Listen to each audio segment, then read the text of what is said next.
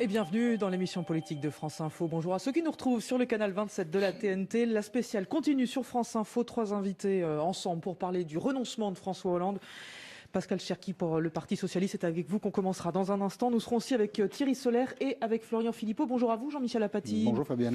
Bonjour à Guillaume et bonjour à Guy Birenbaum aussi. Première question, c'est vous Jean-Michel. Oui, bonjour Pascal Cherki. Bonjour Jean-Michel Apathy. Ce matin, quelques heures après le renoncement de François Hollande, qu'est-ce qui domine? Le renoncement? Le soulagement? Non, moi déjà, j'ai une pensée pour lui, vraiment. J'ai beaucoup critiqué la politique qu'on a menée, je continuerai à le faire. Mais l'homme, non. Voilà, je pense que c'est une décision qui n'a pas dû être facile à prendre pour lui quand on a mené pendant 30 ans du combat politique, quand on avait, ou 40 ans, quand on a vécu par la politique et pour la politique. Un peu de tristesse sur le plan personnel et un soulagement. Oui, humainement, parce que moi je n'aime pas les curés. Voilà. Un soulagement sur le plan politique. Les curés, il n'y a pas de curé. Il n'y a pas de curé, voilà, il a renoncé. Il y a quand même eu depuis un mois, monsieur Apathy, quand même, moi j'ai été quand même très surpris, parce qu'on peut critiquer quelqu'un sur le fond de sa politique. Voilà. Mais quand j'ai vu le Premier ministre aller expliquer que le livre qui était paru là provoquait un sentiment de honte. Moi j'ai lu ce livre, franchement, il m'a plutôt donné une meilleure image de François Hollande. D'ailleurs je l'ai dit quand je l'ai vu en tête à tête. J'ai dit, tu vois François, ce qui est injuste dans ce qui t'arrive en ce moment, c'est qu'on te présente comme quelqu'un de velléitaire. Or tu n'es pas velléitaire, tu es déterminé. D'ailleurs c'est un des problèmes, c'est que tu as choisi une ligne politique au début de ton quinquennat à un moment donné qui ne correspondait pas à ce pourquoi les gens avaient voté pour toi. Tu avais peut-être des raisons de fond. Et vous avez trouvé tu y es tenu jusqu'au bout, au risque même de fracasser ta majorité. Vous avez trouvé Donc le procès en velléitarisme ne peut pas être fait. D'accord, vous avez trouvé que le Premier ministre s'est mal comporté dans cette histoire. Attendez, quand vous êtes Premier ministre, vous avez un devoir de loyauté et de solidarité jusqu'au bout. Vous estimez qu'il a condamné le président de la République finalement à ne pas pouvoir se représenter? Je pense qu'il est, en tout cas, de pas pouvoir se représenter à la primaire, oui. Oui, ça a été. Et je pense que c'est une faute, je vais vous dire pourquoi, monsieur Apathy. Parce que moi, j'étais partisan que François Hollande se présente à la primaire. C'est pour ça, d'ailleurs, que j'étais contre ce que certaines autres personnes à gauche de la gauche disaient. Oui, il y a une primaire de toute la gauche sans François Hollande. Que c'est que cette affaire? Bon. Pourquoi? Pas parce que j'ai une affection particulière pour François Hollande, mais parce que la politique, c'est de la légitimité.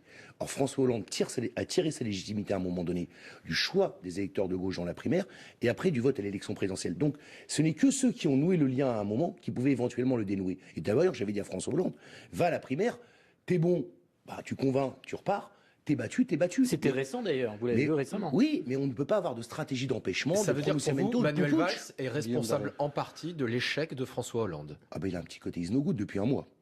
Un petit côté is no good. Depuis un mois. C'est-à-dire vous savez, c'est le petit qui va être calife à la place du calife. Donc ça veut dire qu'il n'est pas légitime si c'est lui qui sort de la primaire, vous le trouvez moyennement légitime? Attendez, moi après, j'espère que la primaire sera massive. On va appeler un peu vite, oui. La question de Fabienne, on la reforme. Si jamais Manuel Valls va être candidat à la primaire. Oui. C'est ça, vous allez participer, vous allez voter pour la primaire. Oui. Si Manuel Valls gagne la primaire, est-ce que ce sera votre candidat? Moi, je souhaite qu'il y ait beaucoup de votants à la primaire parce que je souhaite qu'une primaire massive donnera de la légitimité à celui qui sera candidat.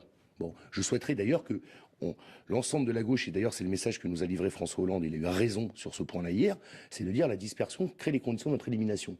Donc si l'ensemble des dirigeants de gauche, à commencer par Jean-Luc Mélenchon et Emmanuel Macron, qui considéraient que c'était un problème d'être dans une même primaire que François Hollande, maintenant aujourd'hui prenait acte de son départ pour y participer, ça créerait les conditions qu'on ait en second tour. Mais ils ne le feront pas. Donc moi je souhaite que notre primaire, il y ait du monde. Une primaire, pour que ça marche, il faut que chacun de ceux qui y participent convienne au départ qu'il soutiendra le gagnant. On l'avait dit. Vous soutiendrez Manuel Valls s'il est désigné? Mais oui, comme lui, il devra nous soutenir. Je veux dire, je le soutiendrai, oui, je prendrai acte du résultat politique de cette primaire. Mais après, l'enjeu de la primaire, monsieur... Non, mais monsieur Apathy, l'enjeu de la primaire, c'est qu'il y ait beaucoup de personnes qui viennent voter, parce que sinon... L'enjeu de la primaire, non, c'est de désigner un candidat. Non, d'accord, mais au fond, en même temps que ce candidat ait une légitimité et une force. S'il n'y a pas beaucoup de participants, ça posera un problème. La sévérité qui est la vôtre à l'égard de Manuel Valls, et encore, je pense que vous pouvez aller plus loin, laisse imaginer autour de cette table que ça va être très compliqué pour vous s'il l'emporte quand même. On vous voit très très mal. Non mais moi j'ai de la franchise, c'est pas de la sévérité. Je considère politiquement, en politique, il faut dire les choses clairement. Voilà. Je considère que le procès fait en incarnation à François Hollande est un faux procès. La question n'est pas le style. Voilà, la question est la politique conduite. Et je pense donc qu'il y a un couple indissociable qui a été formé sur la politique conduite entre Manuel Valls et François Hollande, et qu'en toute logique, si François Hollande n'est pas en situation politique de pouvoir défendre le bilan, Manuel Valls ne le sera pas aussi. Donc il ne faut pas qu'il y aille. il fait ce qu'il veut, mais je ne vois pas quelle est la cohérence politique à partir du moment où le président de la République s'est retiré, constatant qu'il n'était pas en situation de rassembler la gauche, de croire que Manuel Valls pourra le faire. La politique conduite, hier justement, il a confessé un regret, François Hollande, c'est d'avoir proposé la déchéance de nationalité après les attentats. Vous l'aviez combattu. On va écouter juste François. Ça l'honore. Je n'ai qu'un seul regret, et je veux ici l'exprimer, c'est d'avoir proposé la déchéance de nationalité parce que je pensais qu'elle pouvait nous unir alors qu'elle nous a divisés. Est-ce que vous êtes satisfait de ces mots et de ces C'est regrets? pas la question, je suis pas juge, je suis pas là pour rendre un verdict. Je pense que ça l'honore d'avoir dit cela et il a eu raison. Et d'ailleurs, quand il l'avait proposé et défendu avec enthousiasme par Manuel Valls, je trouvais que ça ne lui ressemblait pas. Voilà. Par rapport à ce qu'avaient été ses combats politiques depuis toujours à François Hollande. Donc c'est bien qu'ils le disent, voilà. C'est bien qu'ils le disent. Vous avez eu François Hollande récemment, c'est ce que vous dites? Oui. Et vous en avez parlé, vous en avez justement parlé de ça? Oui, comme d'autres. Vous lui avez dit que ce serait bien s'il exprimait des regrets? Moi, ce que je lui ai dit, François, je ne te soutiendrai pas dans la primaire. Mais je pense que... Non, mais les regrets, je pense que tu as une légitimité à y aller. Oui, mais d'autres, et je pense que lui-même le savait, ça. Enfin, ça ne lui ressemble pas. Non, mais c'est quand même assez fort dans l'intervention d'hier soir. Oui, bah écoutez... Voilà, c'est pour ça qu'on en parle. Mais vous allez voir que beaucoup de gens vont lui découvrir des qualités. Et vous allez vous rendre compte qu'avec Manuel Valls, il y a tous les défauts de François Hollande sans les qualités. Manuel Valls a tous les défauts de François Hollande? Sans ses qualités. C'est quoi les défauts de Manuel Valls? Bah, c'est la ligne politique qui a été menée, qui nous a amené à fracasser la gauche. Non, mais moi, je ne juge pas ça. Je dis des défauts. Les défauts, c'est qu'il a fait 5% à la primaire et que quand on a appliqué sa ligne au gouvernement, on s'est retrouvé avec une gauche en miettes. Voilà. Et les qualités de François Hollande, alors, c'est quoi? C'est qu'il a été capable de gagner une élection présidentielle. Ouais. Sur une autre ligne, d'ailleurs. Ça, c'est pas des qualités. Ça, si, en politique, c'est une qualité. Ouais, attendez, monsieur Jean-Michel Apathy, vous pouvez avoir beaucoup de qualités. Très bien faire la cuisine, être quelqu'un de très cultivé, c'est pas pour autant que je voterai pour vos élections. Je ne fais pas bien en politique, ce qui compte, c'est pas ça les qualités. Merci Pascal Cherki d'avoir accepté l'invitation de France Info. Et le prochain invité sur France Info dans un instant, ce sera Thierry Solaire, porte-parole de François Fillon. Vous restez à la suite de l'émission politique de France Info ce matin avec Thierry Solaire, désormais. Jean-Michel, question. Donc Thierry Solaire, vous avez soutenu François Fillon dans le deuxième tour de la primaire. J'ai organisé. Vous avez représenté les Républicains? Oui, mais en fait, c'est parce que j'ai une petite arrière-pensée, mais on y viendra après. Le retrait de François Hollande, sa décision de ne pas se représenter, c'est une bonne nouvelle? Ça acte en tout cas le bilan de son quinquennat. Et donc c'est un acte de lucidité de sa part. Il renonce à défendre son propre bilan. Et il dit qu'il est bon son bilan d'ailleurs. Il renonce à le défendre. Donc s'il était bon, en tout cas, on a rarement vu des présidents de la République qui veulent, pendant tout le quinquennat, se représenter, renoncer à la fin. Je crois que c'est un acte de lucidité sur ce bilan. Et il laisse à son ancien Premier ministre, à son ancien ministre de l'Éducation nationale, à son ancien ministre de l'Industrie, à son ancien ministre de l'Économie se déchirer pour savoir lequel voudra défendre ce bilan que lui-même juge négatif. Si vous aviez une mesure, une action positive à retenir de ce quinquennat de François Hollande, ce serait laquelle? C'est l'image au lendemain des attentats de Paris, des premiers. Où voilà, il a eu une forme de dignité. Après, ce qui a été très dommage, et il le dit lui-même d'ailleurs, c'est de s'empêtrer dans ce débat stérile sur la déchéance de nationalité, qui n'était en rien la réponse à la hauteur de la situation. Ce qu'il aurait dû faire, au-delà de la gauche et de la droite, c'est de dire à toute la classe politique, mettons-nous d'accord sur une série de mesures concrètes, efficaces, qui permettent de mieux protéger les Français.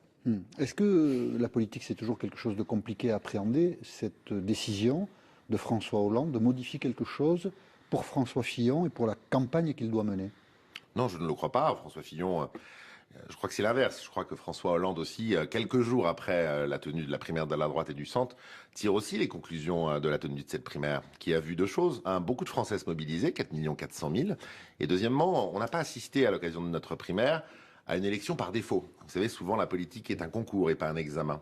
Et vous avez parfois des gens qui gagnent des élections, des primaires ou des élections générales, un peu par défaut. Ils ne sont pas portés. De toute évidence, François Fillon a été choisi par les Français qui se sont mobilisés à l'occasion de la primaire. Pourquoi? Parce qu'il a rencontré les aspirations des Français dans la situation que connaît notre pays aujourd'hui. Vous peignez peut-être le tableau en rose, peut-être que beaucoup de gens ont choisi François Fillon parce qu'ils ne voulaient pas d'Alain Juppé, ou parce qu'ils ne voulaient pas de Nicolas Sarkozy. Non, mais ça reste toujours et du coup, ça fait 44%. Et peut-être qu'on se rendra compte dans l'élection présidentielle qu'après Nicolas Sarkozy, après Alain Juppé, après François Hollande, François Fillon peut aussi être décrété comme une autre lecture, usé et fatigué par 30 années de présence dans la vie politique. Personne n'avait vu venir, bien sûr, sondagièrement parlant, le résultat de cette primaire, pas vous-même, d'ailleurs, Jean-Michel Apathy. Non, moi-même, non, c'est gentil de m'attaquer comme ça. Vous avez raison, je ne l'avais pas vu venir. C'est pas le seul en même temps. Je le confesse, je vous fais un clin d'œil, mais personne. Et au fond, moi, ce que je retiens, c'est ça. c'est que on a longtemps dit on votera Nicolas Sarkozy ou sinon Alain Juppé parce qu'il serait la meilleure alternative à Nicolas Sarkozy. Non, les Français de droite et du centre qui sont mobilisés, ils sont venus choisir la personnalité et le projet politique de François Fillon. Pourquoi ? Parce que dans un pays où il y a 8 millions de pauvres, 6 millions de chômeurs, un État qui très souvent ne fonctionne plus dans beaucoup de sujets, son style, la sobriété, et puis son projet, qui est un projet volontariste, courageux, pour restaurer l'autorité de l'État, pour faire souffler un vent de liberté dans la sphère économique, c'est ça que les Français attendent. Est-ce que ce jeu de massacre, on peut appeler ça comme ça, qui voit les politiques disparaître les uns après les autres, n'est pas du pain béni pour Marine Le Pen, qui dénonce cette classe politique depuis bien longtemps, après son père ? Non, je vois pas ça comme ça. Je crois que les Français sont assez dépités. Aujourd'hui, ça c'est certain, de la situation dans laquelle se trouve notre pays. Et ce qu'ils attendent, c'est des mesures courageuses. Et encore une fois, la droite, elle avait deux choses à faire. Elle avait à se rassembler à l'occasion de cette primaire. Elle a réussi à le faire, et d'une manière encore une fois très tranchée. Et deuxièmement, et c'est ça le résultat pour moi de cette primaire, elle a choisi François Fillon pour sa personnalité et son projet. Et aujourd'hui, la droite, elle est en ordre de marche. Le projet, on a l'impression qu'on commence à le découvrir, hein. Oui, il y a des aspects du projet en tout cas. Oui. Vous savez que la mobilisation qui n'était pas liée au sondage autour de François Fillon, elle s'est faite dans des proportions si importantes. Sur le projet sur le projet et la personne, c'est toujours les deux à la fois, bien sûr. C'est toujours les deux à la fois, c'est celui qui le porte et c'est le fond du message. Et je crois au contraire que c'est ça qui est l'enseignement principal de cette situation. Et d'ailleurs, la conclusion, et c'est là où vous avez raison, Guy Birenbaum, la conséquence de ça, et cette affaire inédite, que François Hollande, dont la boussole pendant tout le quinquennat aurait été sa réélection, fait que quelques jours après ce second tour, il en tire lui-même la conséquence. Vous faites un lien entre les deux. Vous pensez que la primaire a pu être un élément de sa décision? Écoutez, nous avons tous vu, je crois, de la gauche et de la droite, et que François Hollande avait quand même les yeux rivés sur l'élection présidentielle de 2017. Et voir 4 jours après le second tour, un second tour surprise pour tous les observateurs, pour François Hollande, comme pour tout le monde. C'est le premier tour qui était surprise, le second tour, c'était pas une surprise. C'est une amplification quand même, très nette. Le voir 4 jours ou 5 jours après arriver en prenant cette décision qu'il prend de contre-cœur de toute évidence, je pense qu'il y a une liaison également. On a imaginé que le Premier ministre était plus responsable de son renoncement que la primaire, mais on départagera difficilement. Je voudrais juste enchérir une seconde sur ce que disait Guy Birenbaum à l'instant au sujet de Marine Le Pen. C'est vrai que on se débarrasse beaucoup, en fait, en ce moment, de Nicolas Sarkozy, d'Alain Juppé, de François Hollande. Est-ce que le risque, c'est pas justement qu'on aille picorer, que les électeurs aillent picorer vers ce qu'ils ne connaissent pas? Et la seule personne qu'ils ne connaissent pas, en tout cas au pouvoir, c'est Marine Le Pen. Parce que même François Fillon, dont vous dites qu'on l'a choisi, c'est effectivement pas un perdreau de l'année.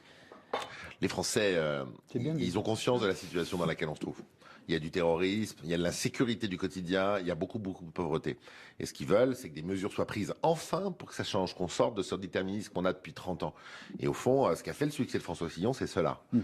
Au fond, un remède à la hauteur des difficultés que nous traversons. Après, bien sûr que Marine Le Pen fait des scores très importants, ce qui a nécessité le rassemblement de la droite. Moi, je suis très heureux sur un plan démocratique qu'on ait réussi cet exercice et que ce résultat soit tranché. Rien n'aurait été pire qu'une primaire étriquée en nombre de participants et un résultat peu tranché, même si à 50% plus une voix, on peut être élu. Manuel, j'ai évoqué au début de notre entretien le fait que vous souteniez François Fillon parce que j'avais en tête cet épisode dans la semaine qu'on n'a pas bien compris. Vous avez été présenté comme désormais le porte-parole de François Fillon, puis ça a été démenti.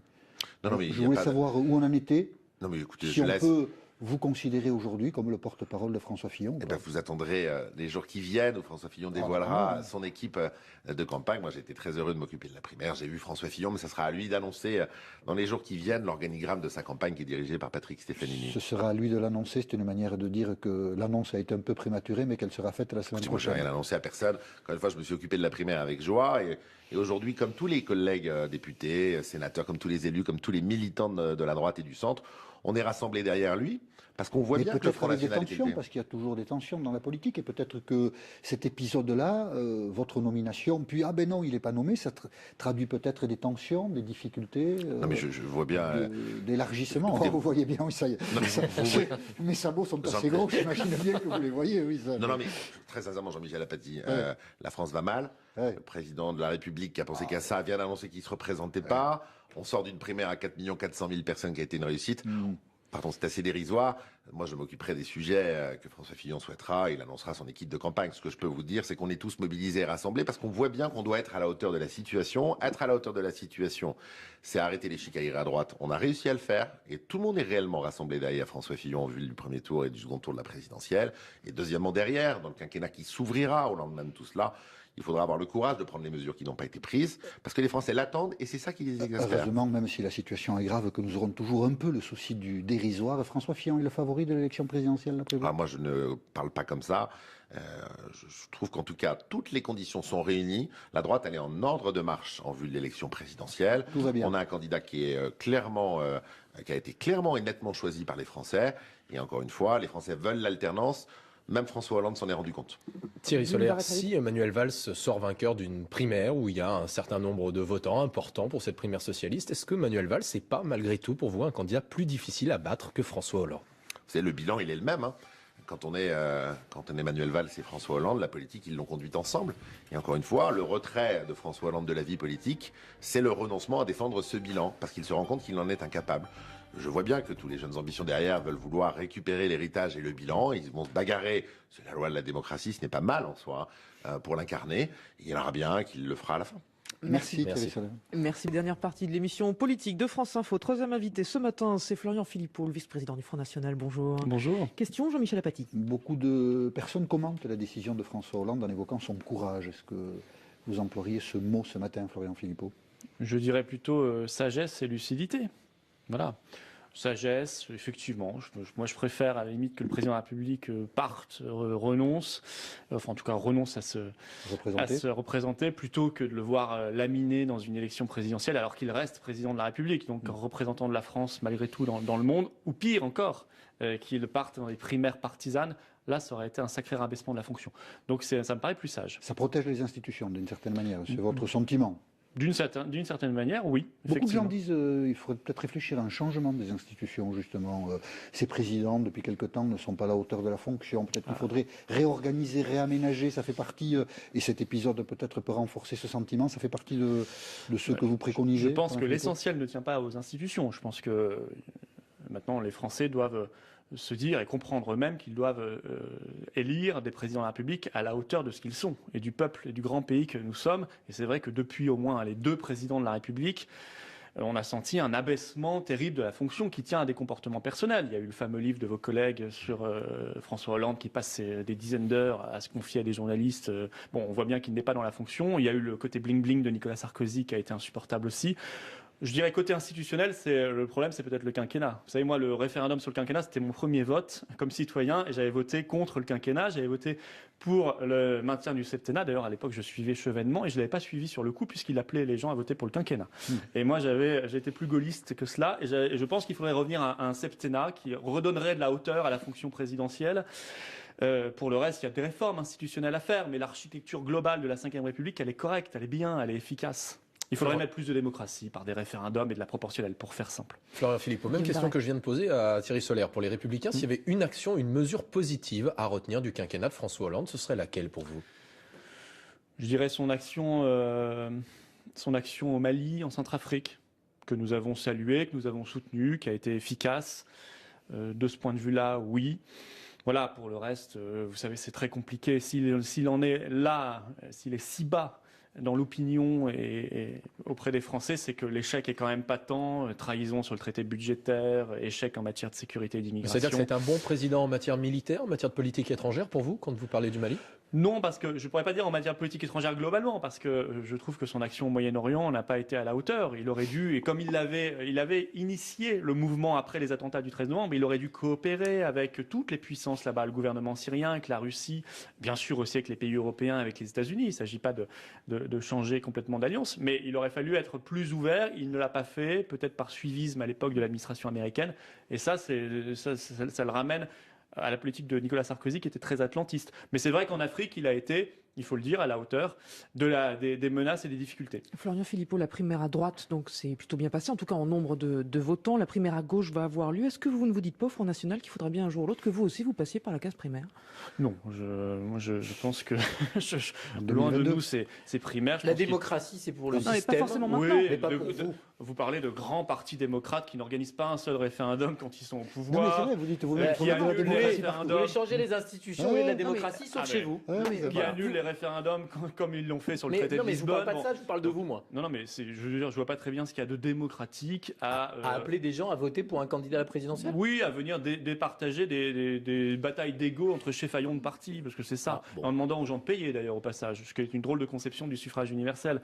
Une sacrée régression. Non, je pense que s'ils l'ont fait, c'est parce qu'ils y étaient contraints. Ils s'en seraient bien passés. C'est parce qu'ils n'avaient pas de leader. Nous avons une leader, nous avons une chef, une candidate qui s'appelle Marine Le Pen. Et je crois que les Français n'ont pas envie de président faible, ils ont envie de président fort. Ils ont envie de l'autorité de l'État.